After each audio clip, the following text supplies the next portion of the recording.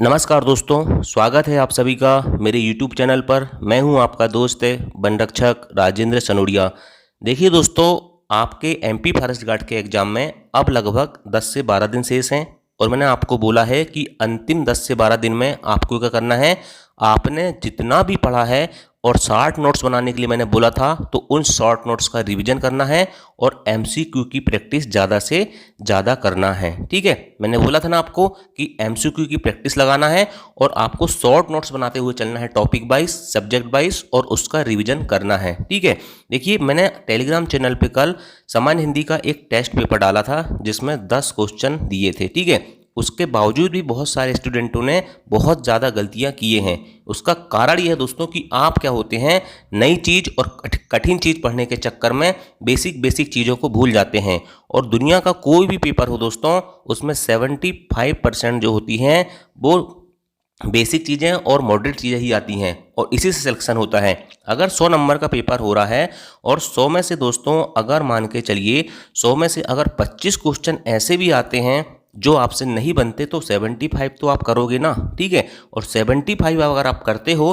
तो 25 क्वेश्चन में तुक्के लगाओगे तो 5-6 क्वेश्चन तो आपके कम से कम सही होंगे ही मेरे भाई, है ना। तो याद रखना, 75 और 5 भी होते हैं तो 80 में आप पहुंच रहे हो। और देखो, एग्जाम में जिसके जितने नंबर आते हैं ना, ठीक है, उसके 4-5 नंबर कम ही कर लो कि उतने नंबर ही क्वेश्चन पेपर उन्होंने बना है। तो हमें क्या करना है, मैंने बोला था आपको कि आपको 75 का टारगेट लेके चलना है। उसके बाद जो क्वेश्चन हमको बिल्कुल भी टच नहीं हो रहे हैं तो उसमें ऑप्शन एलिमिनेशन मेथड लगाना है। ठीक है, और आपने जो पढ़ा है उसके विश्लेषण के आधार पर दोस्तों उसमें क्या करना है, सॉल्व करना है, तो आप आराम से 80 के पार चले जाओगे। ठीक है, और देखो मैं एक चीज़ और बताना चाहता हूँ, अगर आप बिनर इंस्टीट्यूट में जाते होगे, ठीक है, आदित्य पटेल सर वाले चैनल में, तो वहाँ दामिनी मैम पढ़ा रही हैं आपको साइंस। ठीक है, मैंने ये भी बोला है कि आपको जहाँ से भी ज्ञान मिले सब समेट लो। ज्ञान कभी भी दोस्तों याद रखना अधूरा नहीं रहता। मैं तो कहता हूँ आपको कहीं से भी नए फैक्ट मिलते हैं, ठीक है, मेरे चैनल से, दूसरे चैनल से, तो सब पढ़ो। ठीक है, चाहे कितना भी छोटा चैनल हो, चाहे कितना भी बड़ा चैनल हो, अगर आपको कुछ सीखने को मिलता है तो उसको आप अपने नोट्स में लिखते चलो। मैंने ये आपको 3-4 महीने पहले बताया था, है ना। तो दामिनी मैम जो अभी पढ़ा रही हैं साइंस में, तो वो भी तो ओल्ड क्वेश्चन पेपर ही सॉल्व करा रही है ना। ठीक है, तो अब बताइए आप, मैं ऐसा क्या कठिन पढ़ा दूं आपको। ठीक, सारी चीज़ें तो मैं भी पढ़ा रहा हूँ, है ना।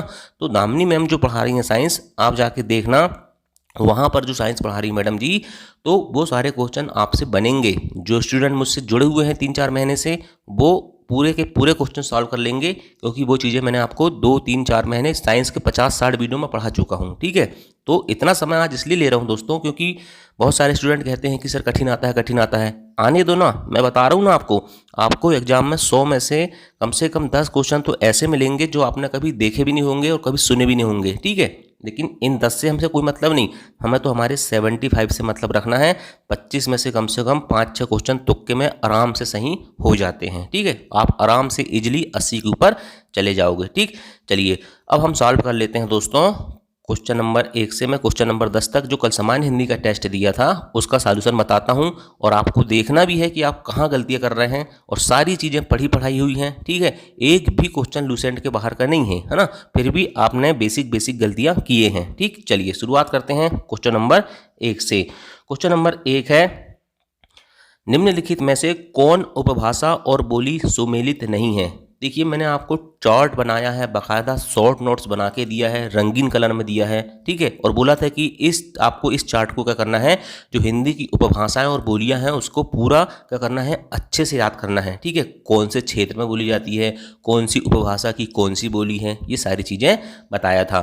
5 उपभाषा होती हैं, राजस्थानी, पश्चिमी हिंदी, पूर्वी हिंदी, बिहारी और पहाड़ी। ठीक है, बिल्कुल ऐसा रटा होना चाहिए आपको, है ना। बिल्कुल कभी भी कोई रात को 12 बजे उठा के पूछ ले तो आपको पता होना चाहिए कि 5 उपभाषा होती हैं, राजस्थानी, पश्चिमी हिंदी, पूर्वी हिंदी, बिहारी और पहाड़ी, है ना।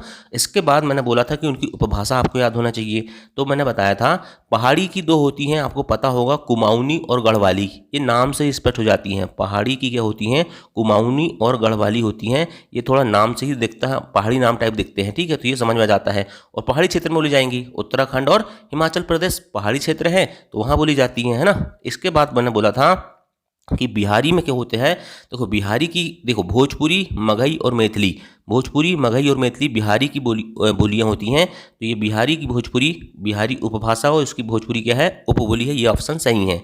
राजस्थानी का मैंने बताया था कि मारवाड़ी होती है, ठीक है, मेवाती और मालवी, ठीक। और इसमें भी मैंने बताया था कि मालवी जो है दक्षिण राजस्थान, मेवाती उत्तरी राजस्थान, मारवाड़ी पश्चिमी राजस्थान में बोली जाती है, ठीक है। मारवाड़ी को जयपुरी या ढूंढाड़ी भी कहते हैं। सारी चीज़ें पढ़ा चुका हूँ, तो ये भी सही है। इसके बाद पश्चिमी हिंदी, पश्चिमी हिंदी में मैंने आपको बोला था, पश्चिमी हिंदी में यहाँ बुंदेली लिखा हुआ है, ठीक है। तो पश्चिमी हिंदी में बुंदेली, कोरबी मतलब जिसको खड़ी बोली कहते हैं, ये भी आती है। और कन्नौजी और ब्रज भाषा ये पश्चिमी हिंदी होती हैं। लेकिन जो ब्रज भाषा है यहाँ दिया है चौथे ऑप्शन में, ये ब्रज भाषा दोस्तों ये भी पश्चिमी हिंदी में ही आती है, ठीक है, पूर्वी हिंदी में नहीं आती। तो याद रखना ऑप्शन नंबर डी सुमेलित नहीं है, आंसर हो जाता है ऑप्शन नंबर डी, ठीक है। तो ब्रज भाषा किस में आती है, ये भी पश्चिमी हिंदी में आती है। और पूर्वी हिंदी में आपको बताया था मैंने अवधी, बघेली और छत्तीसगढ़ी, ठीक है। बघेली और छत्तीसगढ़ी मध्य प्रदेश का पूर्वी भाग है और उसमें अवधी और जोड़ लो, ठीक है। तो ये तीनों क्या है, पूर्वी हिंदी हो जाती है। चलिए क्षेत्र आपको सब बता चुका हूं, अच्छे से रिवीजन उस चार्ट का कर लेना। क्वेश्चन नंबर 2, क्वेश्चन नंबर 2 कह रहा है कि निम्न में से कौन ऊष्म व्यंजन है। ऊष्म मतलब क्या होता है, जिनसे ऊष्मा निकलती है, गर्मी निकलती है जिनको बोलने में, ठीक है। तो मैंने आपको बताया था कि ऊष्म व्यंजन की संख्या कितनी होती है, ऊष्म व्यंजन की संख्या होती है 4। कौन कौन से होते हैं, सा सलजम का, सा षटकोण का, सा सरोते का और हा हलवाई का। अब बताइए इनमें से कौन सा ऊष्म व्यंजन है, तो हा हलवाई का ऊष्म व्यंजन ऑप्शन नंबर 20 का सही हो जाता। इसके अलावा भी मैंने आपको बताया था कि या, रा, ला, वा, या, रा, या यज्ञ का, रस्य का, ला लड़की का और वाह भजन का, ये क्या होते हैं, ये होते हैं अंतःस्थ व्यंजन। क्या होते हैं, अंतःस्थ व्यंजन होते हैं, ठीक है। इसके अलावा आपको बताया था मैंने कि छा, ठीक है, त्रा, ज्ञा और स्रा, ठीक है, ये क्या होते हैं, ये होते हैं संयुक्त व्यंजन। छ किससे मिलकर बनता है, ये बनता है छ किससे, का और सा से मिलकर बनता है, का और सा से, ठीक है। अगर आप अंग्रेजी की टाइपिंग करते होंगे, अंग्रेजी कीबोर्ड मोबाइल में आपका होगा, तो आपको छ लिखना होगा ना, ठीक है। तो आपको KSHS लिखना पड़ता है, याद रखना, ठीक है। तो का और सा का मिश्रण होता है। यदि आप टाइपिंग भी करते होंगे, व्हाट्सएप वगैरह में चैटिंग करते होंगे, तो देखना आपको छतरी का लिखना है, ठीक है। तो आपको का KSH लिखना पड़ता है, ठीक है। तो ये संयुक्त व्यंजन होते हैं, ठीक। त्रा होता है ता और रा का, ज्ञा होता है जा और या का और स्रा होता है सा और रा का, ठीक। चलिए इसके अलावा 2 चीज़ और याद रखना, द्विगुण व्यंजन होते हैं 2। कौन कौन से, ढा ढक्कन का और ये अड़ा वाला, ठीक है। ये क्या कहलाते हैं, द्विगुण व्यंजन कहलाते हैं, द्विगुण व्यंजन कहलाते हैं, ठीक। चलिए नेक्स्ट क्वेश्चन देखते हैं, क्वेश्चन नंबर 3। क्वेश्चन नंबर 3 कह रहा है निम्न में से कौन अशुद्ध वर्तनी है। मतलब 3 शब्द सही लिखे हुए हैं, एक गलत लिखा हुआ है। तो अलौकिक, अलौकिक क्या है, बिल्कुल सही लिखा हुआ है, ठीक है। इसमें औ की मात्रा ही आती है। त्योहार, ठीक है, त्योहार, तो देखिए यहाँ त्योहार में ऐसा लिखा हुआ है, औ की मात्रा लगी हुई है, लेकिन याद रखना त्योहार में सिर्फ एक सिंगल मात्रा आती है, त्योहार बोलते हैं इसको, ठीक है। न्यौछावर, न्यौछावर में एक सिंगल मात्रा लगी हुई है, ठीक है। तो याद रखना दोस्तों यहाँ पर न्यौछावर लिखा हुआ है, ठीक है। तो ये सिंगल मात्रा ही आती है, ठीक है, याद रखना ये सही है ना। इसमें ऐसा मत कर देना न्यौछावर, ये गलत हो जाएगा, है ना, औ की मात्रा मत लगा देना। और लोहार ये भी सही है, ऐसा मत कर देना कि इसमें औ की मात्रा लगा देना, ठीक है। तो इसका आंसर हो जाएगा त्योहार। ये गलत लिखा हुआ है क्योंकि त्योहार को सही लिखते हैं इस प्रकार से, सिंगल मात्रा इसमें आती है। क्लियर। चलिए नेक्स्ट क्वेश्चन देखते हैं, क्वेश्चन नंबर 4 है सही संधि विच्छेद नहीं है। तो देखिए 1 बराबर 1 बिल्कुल होती है, और इसमें कौन सी संधि होती है, वृद्धि संधि होती है। मैंने आपको बताया था जहां भी ऊपर 2 मात्रा दिखती है वहां वृद्धि संधि होती है, और सिंगल मात्रा दिखती है तो गुण संधि होती है, ठीक है। चलिए यहाँ पर 1 ये सही संधि विच्छेद है। वन धन औषधि लिखा हुआ है, ठीक है, वन धन औषधि नहीं होता, याद रखना ये सिंगल होता है, ठीक है। औषधि होता है, इसमें औ की मात्रा नहीं आती, ठीक है, औषधि होता है। मत धन 1 के बराबर मत 1 के होता है, ठीक है, मत धन 1 के बराबर मत 1 के होता है, ठीक है। तो याद रखना, तो मत धन 1 की यहाँ भी दोस्तों याद रखना ये वाला ए आता है, बड़ा ए आता है, ठीक है। मतलब ये ऑप्शन भी गलत लिखा हुआ है, ठीक है।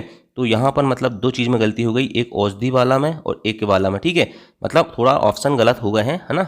और महाधन औसत बराबर महौसत होता है, यहाँ औसत में औ का मात्रा ही आती है, ठीक। तो इसका ऑप्शन जिसने भी दोस्तों अगर बी लगाया होगा और सी लगाया होगा तो दोनों के सही हैं, ठीक है।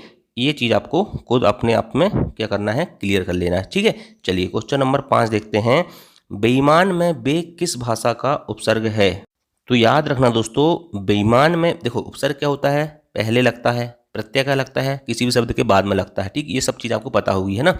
तो उपसर्ग भी बहुत प्रकार के होते हैं, संस्कृत के होते हैं, हिंदी के होते हैं, अरबी फारसी के होते हैं, अंग्रेजी के होते हैं, और कुछ अव्यय भी होते हैं संस्कृत के जो उपसर्ग के समान प्रयुक्त होते हैं। ठीक है, तो देखो बेईमान में बे जो है दोस्तों, याद रखना ये किस भाषा उपसर्ग है, ये अरबी फारसी भाषा का शब्द का उपयोग, अरबी फारसी भाषा का उपसर्ग है। ठीक है, ऑप्शन नंबर सी इसका राइट आंसर होता कि अरबी फारसी भाषा का उपसर्ग है बे। ठीक है, जैसे बे से बनता है बेईमान, बेइज्जत, ठीक है, और बेवकूफ़, ये सब अरबी भाषा के क्या हैं, शब्द हैं। ठीक है, और याद रखना बे जो है ये अरबी फारसी भाषा का ही उपसर्ग है, अरबी इसका आंसर हो जाता है। ठीक है, चलिए नेक्स्ट क्वेश्चन देखते हैं। निम्नलिखित में से किस पद में कर्मधारय समास नहीं है। ठीक है, निम्नलिखित में से किस पद में कर्मधारय समास नहीं है। तो देखो अधमरा लिखा हुआ है। ठीक है, अधमरा लिखा हुआ है तो इसमें कर्मधारय समास है। ठीक है, अधमरा का मतलब क्या होता है मुझे बताइए। अधमरा मतलब आधा है जो मरा। ठीक है, आधा है जो मरा। ठीक है, इसमें क्या होता है, उपमान उपमेय और विशेषण विशेषण का संबंध होता है कर्मधारय में, तो इसमें क्या हो जाएगा, कर्मधारय समास हो जाएगा। लोह पुरुष, लोह पुरुष मतलब हो जाएगा लोहा के समान पुरुष, लोहा के समान पुरुष, लोह पुरुष, इसमें भी कर्मधारय समास हो जाएगा। अनहोनी, ठीक है, इसको छोड़ दो अभी। मृग नयन मतलब मृग के समान नयन, मतलब इसमें भी क्या हो जाएगा, इसमें भी कर्मधारय समास हो जाएगा। और अनहोनी का मतलब क्या होता है, अनहोनी का मतलब होता है ना होने वाली घटना। ना होने वाली घटना मतलब क्या हो गया, कोई विशेष घटना। तो इसमें क्या होता है, इसमें बहुव्रीहि समास हो जाता है जहाँ कोई विशेष अर्थ निकलता है।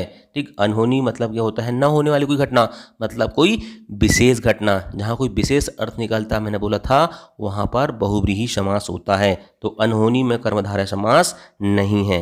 नेक्स्ट क्वेश्चन देखते हैं। तत्सम तद्भव शब्द युग्म सुमेलित नहीं है। तो उपाध्याय और ओझा बिल्कुल सही है। ठीक है, कास और खांसी ये भी सही है। ठीक है, किंचित और कुछ ये भी सही है। दंश का विष नहीं होता। तत्सम क्या होते हैं, जो संस्कृत के समान, तद्भव मतलब जो संस्कृत के बाद क्या हुए हैं, अपभ्रंश होकर बनते हैं। ठीक है, तो दंश का विष नहीं होता, बाकी सब सही थे। क्लियर। चलिए नेक्स्ट क्वेश्चन। आम का पर्यायवाची शब्द है। तो आम का पर्यायवाची शब्द फल नहीं होता है। ठीक है, उत्पल भी नहीं होता है, नवनीत भी नहीं होता है। नवनीत का होता है घी और उत्पल का होता है कमल। ठीक है, तो सहकार जो याद रखना दोस्तों, ये होता है आम का पर्यायवाची शब्द। ठीक है, चलिए नेक्स्ट क्वेश्चन नंबर 9 है। निम्नलिखित में से किसके नाम प्रायः पुल्लिंग होते हैं। देखिए भाषा मतलब हिंदी, हिंदी हो गया, अंग्रेजी हो गया। ठीक है, ये नाम क्या होते हैं, देखो मुझे हिंदी भाषा आती है। ठीक है, तो ये क्या हो गया, स्त्रीलिंग हो गया। नदी, गंगा नदी बहती है, ये हो गया क्या, स्त्रीलिंग। दिन, अब दिन के नाम बोलो आप, सोमवार, मंगलवार। सोमवार कब है, सोमवार आ रहा है, शनिवार आ रहा है, रहा है, तो पुल्लिंग का सेंस इसमें निकलता है। तो याद रखना हमेशा दिन के नाम जो होते हैं वो पुल्लिंग होते हैं। लेकिन तिथि में देखो कहते हैं ना हम, आज कौन सी तिथि है, आज कौन सी कहते हैं, कौन सा नहीं, कौन सा तो ना कहते हैं, कौन सी कहते हैं। तो ये तिथि भी क्या होती है, स्त्रीलिंग होती है। लेकिन दिन जो है याद रखना दोस्तों, आज कौन सा दिन है, आज कौन सी दिन है ऐसा तो नहीं बोलते ना। तो दिन के नाम, या आज शनिवार है ऐसा बोलते हैं। ठीक, तो याद रखना दिन के नाम हमेशा पुल्लिंग होते हैं। क्लियर। चलिए नेक्स्ट क्वेश्चन देखते हैं। देखो देखो में कौन सा अलंकार है। यहाँ लिखा हुआ है वक्रोक्ति, बीप्सा, उल्लेख और प्रतीप। तो इसका आंसर था दोस्तों बीप्सा अलंकार जो होता है। देखो देखो मतलब दोस्तों क्या होता है, देखो देखो मतलब जो होता है कि किसी प्रकार के मनोभाव को प्रकट करने के लिए। ठीक है, मैंने बताया था ना कि दोहराने वाले शब्द होते हैं, जैसे कहते हैं हम राम राम, चुप चुप, ठीक है, छी छी, इस प्रकार के शब्द होते हैं। तो ये सब बीप्सा अलंकार के उदाहरण होते हैं। ठीक है, मनोभाव को प्रकट करने के लिए शब्द को दोहराना बीप्सा कहलाता है। ठीक है, तो यहाँ बीप्सा अलंकार हो जाता। ठीक, तो ये हो गए आपके 10 क्वेश्चन। और अगर आपने दोस्तों इस वीडियो को पहली बार देखा होगा, टेस्ट नहीं दिया होगा वहाँ पर, तो आप भी कमेंट करके बताना कि आपके कितने क्वेश्चन सही हुए हैं। ठीक है, और एक क्वेश्चन जैसा मैं हमेशा पूछता हूँ, अंशु किसका पर्यायवाची शब्द है। क्या बोल रहा हूँ मैं, अंशु। ठीक है, अंशु का पर्यायवाची शब्द क्या होता है, आप मुझे कमेंट करके जरूर बताना। Thank you. जय हिंद, जय भारत।